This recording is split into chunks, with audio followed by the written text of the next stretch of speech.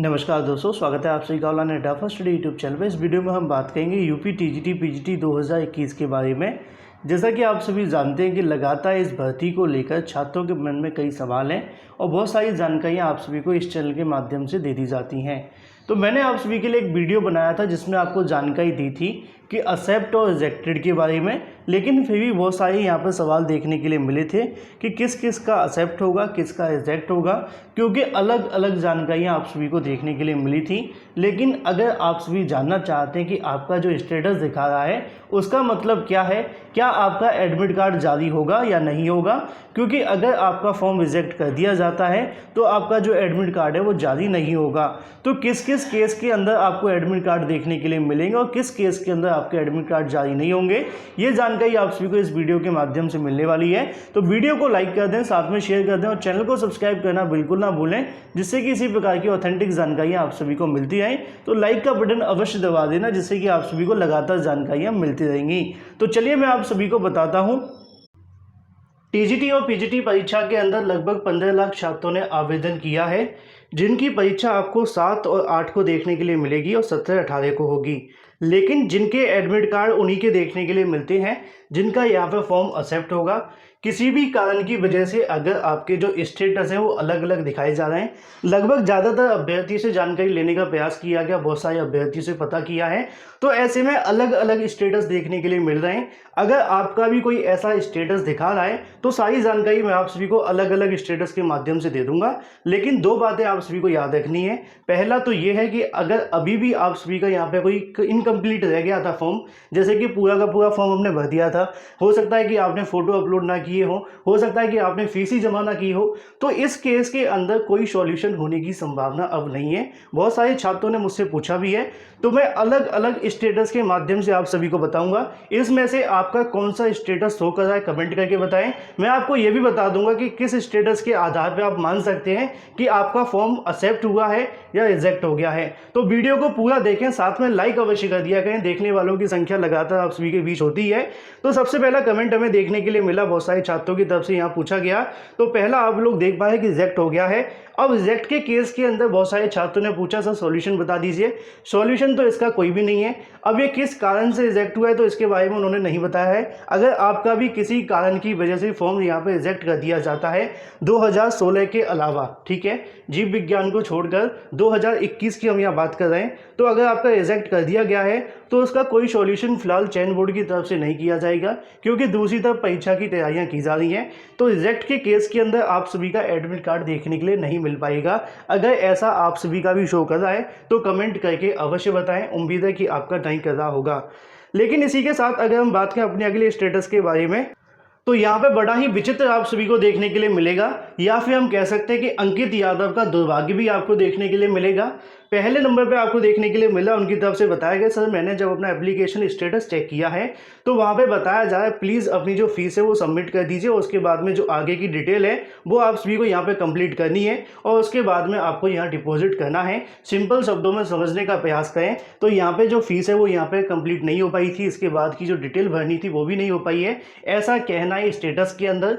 नीचे आपको देखने के लिए मिलेगा, उनकी तरफ से बताया गया है कि जब फॉर्म निकले थे अक्टूबर के अंदर, उन्होंने 14/11/2020 को अपनी जो फीस है वो जमा कर दी थी। आप सभी जानते हैं कि इसके बाद आपकी जो भर्ती है वो रद्द हो गई थी, मतलब विज्ञापन रद्द हुआ था, और उसके बाद में दोबारा से जब विज्ञापन जारी हुआ तो यहाँ पे आप सभी को मैंने बता दिया था कि सभी अभ्यर्थी को अपने फॉर्म दोबारा से भरने होंगे, चाहे आपने पहले भरा था या बाद में, बस आपको अपना जो फीस है वो नहीं देनी होगी, है ना। तो अगर आपका भी कुछ ऐसा दिखा रहा है कि अगर आपकी फ़ीस जमा नहीं हो पाई या फिर आगे की डिटेल आपको भरने के बारे में आपका स्टेटस देखने के लिए मिल रहा है, तो हम सीधे तौर पे कह सकते हैं कि इनके लिए यहाँ पे बहुत समस्याएं हो सकती हैं। सीधे तौर पे ये वाली भर्ती से इनको बाहर हो बैठना पड़ सकता है, क्योंकि अगर स्टेटस ऐसे दिखाया तो फॉर्म रिजेक्ट ही माना जाएगा, क्योंकि अगर एक्सेप्टेड होता तो आप सभी को देखने के लिए मिल जाता। फिलहाल यहाँ पर आप सभी देख पाएँ कि फ़ीस जमा ना हो पाने की वजह से यहाँ पर ऐसा हुआ है, लेकिन छात्र का कहना है कि उन्होंने 14/11/2020 को ही फीस जमा कर दी थी। बाकी अगर आपका भी ऐसा है तो कमेंट करके अवश्य बताइएगा। यहाँ पे नीचे भी आप सभी को देखने के लिए मिलेगा, इसके बारे में आप सभी को बताऊंगा। बहुत सारे कमेंट मेरे पास इसके भी आए थे, लेकिन उससे पहले आप सभी को यहाँ पे देखने के लिए मिलता है एक और कमेंट जो कि संबंधित है अंडर प्रोसेस के बारे में। इसको लेकर ही बहुत सारे छात्र पूछ रहे थे सर इसका मतलब क्या है। इसका मतलब ये है कि आपका जो एप्लीकेशन स्टेटस है वो अंडर प्रोसेसिंग में है। जैसे ही वहाँ से एक्सेप्ट हो जाएगा, सारी चीज़ें आपकी ठीक होंगी, तो उसके बाद में यहाँ पे अपडेट कर दिया जाएगा। तो लगभग हम यहाँ पे मान करके चलते हैं कि अगर आपका ऐसा भी शो कर रहा है तो 95% चांसेस है कि आपका जो फॉर्म है वो एक्सेप्ट हो जाएगा। 99.9% छात्रों के साथ ऐसा होता ही है, ठीक है। तो अंडर प्रोसेस वाले जो अभ्यर्थी हैं वो भी आप सभी इस बात को लेकर निश्चित हो जाएं कि आपका ही फॉर्म एक्सेप्ट ही होगा, यहाँ से रिजेक्ट नहीं किया जाएगा, ठीक है। इसके अलावा अगला केस आप सभी को देखने के लिए मिलता है, जिसके अंदर आप सभी को यहाँ पे देखने के लिए मिलेगा। उनकी तरफ से बताया गया कि मेरी तरफ से जो फॉर्म है 2020 में डाला गया था, लेकिन वो भर नहीं पाए थे अच्छे तरीके से। उन्होंने एक बार दोबारा से फिल किया और बाद में जब स्टेटस चेक किया गया तो उनकी तरफ से जानकारी देखने के लिए मिलती है। उनके स्टेटस के अंदर लिखा हुआ था your application has been reached to commission office and it is under verification process. तो यहाँ पे इसको लेकर भी आप सभी परेशान मत होइएगा। जैसा कि मैं आपको फिर से बता दूं कि अगर आपका भी ऐसा स्टेटस शो कर रहा है तो ज़्यादा संभावना है कि आपका भी एक्सेप्ट कर लिया जाएगा, क्योंकि वेरिफिकेशन प्रोसेस के अंडर है। अगर आपने सब कुछ सही किया होगा, सब कुछ आपने कर दिया होगा, तो ये भी आपका एक्सेप्ट ही माना जाएगा। फिलहाल कमीशन के अंदर इसको लेकर जो कहीं ना कहीं फॉर्म यहाँ पे जांच पड़ताल देखने के लिए मिलेगी। अगर फोटो वगैरह सिग्नेचर वगैरह डाल दिए, सब कुछ ठीक होगा, तो आपका ये भी आपको एक्सेप्ट ही देखने के लिए मिलेगा। तो इसको परेशान होने की बिल्कुल भी आवश्यकता नहीं है। अगर आपका भी ऐसा शो कर रहा है तो कमेंट करके बता दीजिएगा। साथ में अभी तक जिन छात्रों ने वीडियो को लाइक नहीं किया, वीडियो को लाइक अवश्य कर दें। वहीं दूसरी तरफ नीचे आप सभी को अभी जानकारी देखने के लिए मिलेगी कि इनके फॉर्म के अंदर जानकारी देखने के लिए मिलती है कि इन्होंने अच्छे से अपना जो फोटो वगैरह वो अपलोड कर दिया था, लेकिन फॉर्म डाउनलोड करते समय उसमें फोटो सिग्नेचर देखने के लिए नहीं मिला है। तो ये टेक्निकल समस्या भी हो सकती है। अगर आपने सबको सही कर दिया था तो यहाँ पे आपको परेशान होने की आवश्यकता नहीं है। बस आपको अपना स्टेटस चेक करना है। अगर वहाँ पे प्रोविजनली एक्सेप्टेड दिखा रहा है या फिर इसके अलावा कुछ और देखने के लिए मिल रहा है, जैसा कि मैंने इस वीडियो के अंदर आपको बहुत सारे पॉइंट बता दिए हैं, इनमें से जो भी है उसके अनुसार आप लोग चेक कर लें, तो आपका एक्सेप्ट और रिजेक्ट की जानकारी आपको मिल ही जाएगी।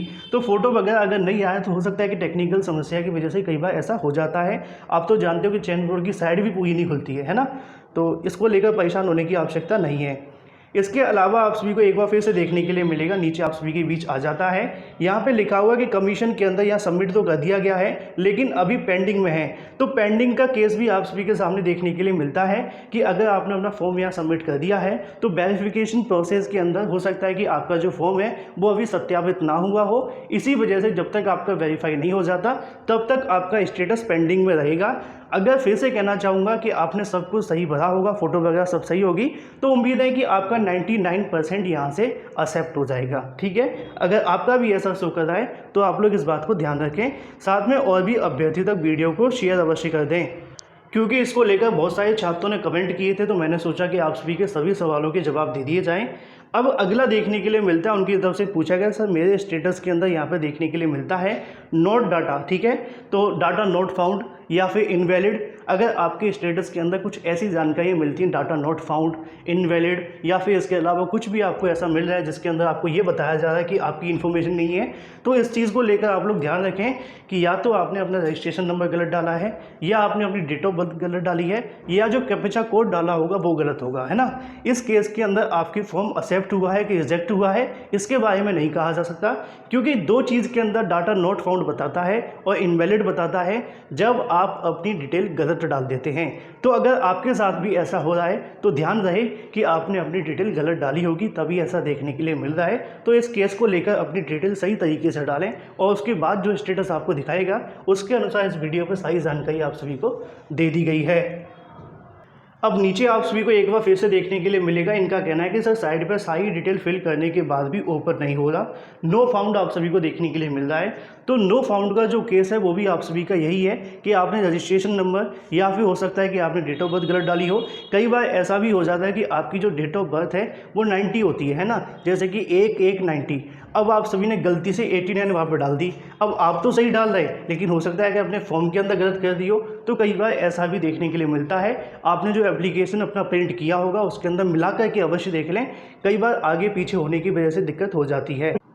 तो यहाँ पे आप सभी को एक बार फिर से देखने के लिए मिलेगा अगला, जिसके अंदर आपको पूछा जाएगा कि सर मेरा जो फॉर्म है वो एक्सेप्ट हो चुका है, लेकिन मैंने 2 फॉर्म भरे थे, बहुत सारे छात्रों ने 2 फॉर्म भर दिए होंगे।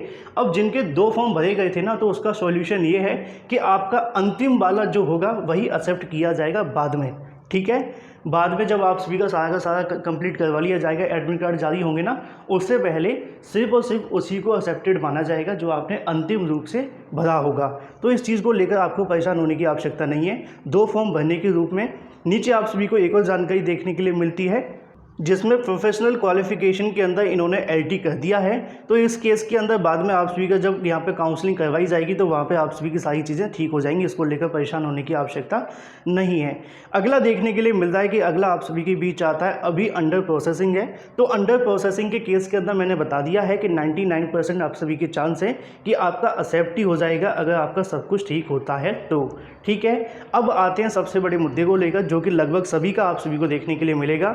सर मेरा प्रोविजनली एक्सेप्टेड है, तो इसके बारे में क्या कहना है। तो ऐसे में मैं आप सभी को बता दें, प्रोविजनली का मतलब होता है कि अंतिम रूप में आपका एक्सेप्ट कर लिया गया है।